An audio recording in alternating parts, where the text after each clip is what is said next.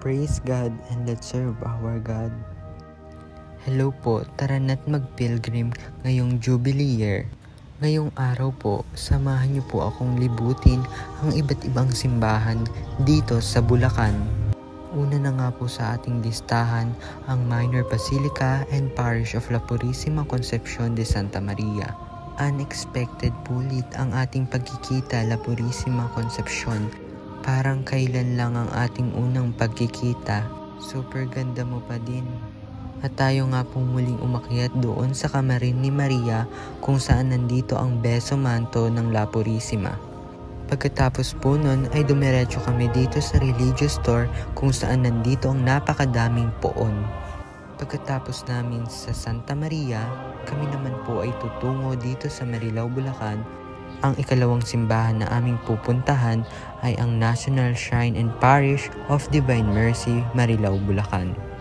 Ito po ang aking unang pagkakataon na makapunta ng Marilao, Bulacan. Sa wakas ay nakapunta na din po ako at napakaganda po ng simbahan ng Divine Mercy.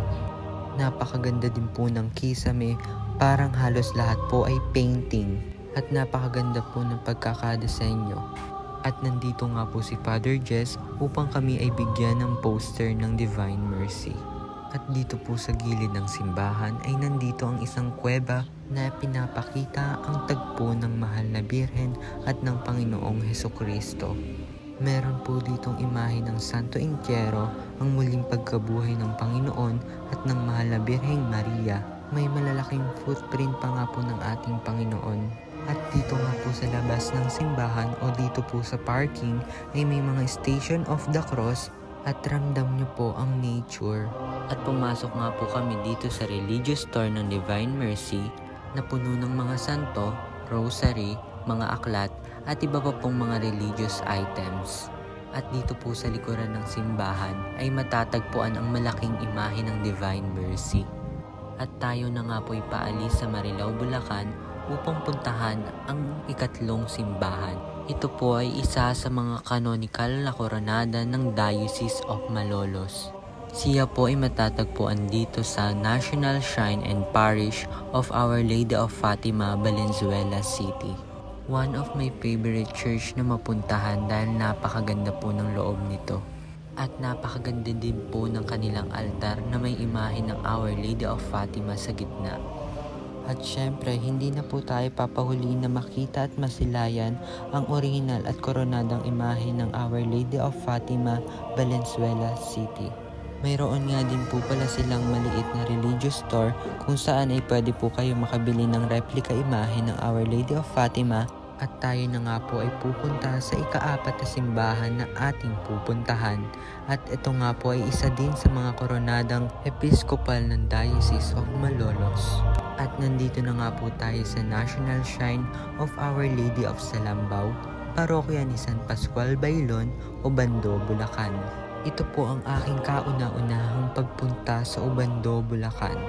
At napaka-modern po pala ng simbahan dito. Napakaganda po ng loob.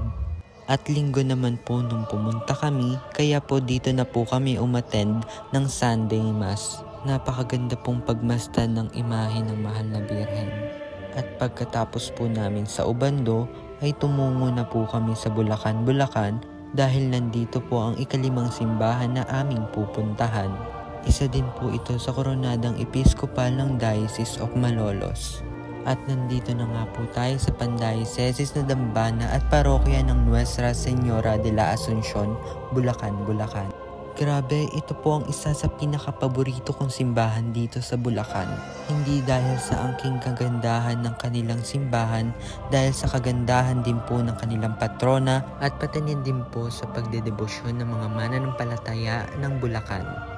At ang ganda nga po ng kanilang religious store at nandito din po ang chibi na aking gustong makuha. At tayo na nga po ay pupunta sa kahuli-hulihang simbahan na ating bibisitahin. At dito po nakaluklok ang reyna at patrona ng Bulacan. At ito po ang pinakasentro ng Bulacan. At ito po ang Minor Basilica and Cathedral of Immaculate Conception, Malolos, Bulacan. After how many months ay nakabalik na pong muli ako dito sa Malolos Cathedral at napakaganda ng ating reyna. At maswerte nga po nating nalapitan ang replika imahe ng mahal na birhen ng Malolos kung saan ito po ay sumasama sa IGMP. At grabe nga po, napakaganda niya po sa malapitan. At maraming salamat po sa pagsama sa akin. Hanggang sa muli. Paalam!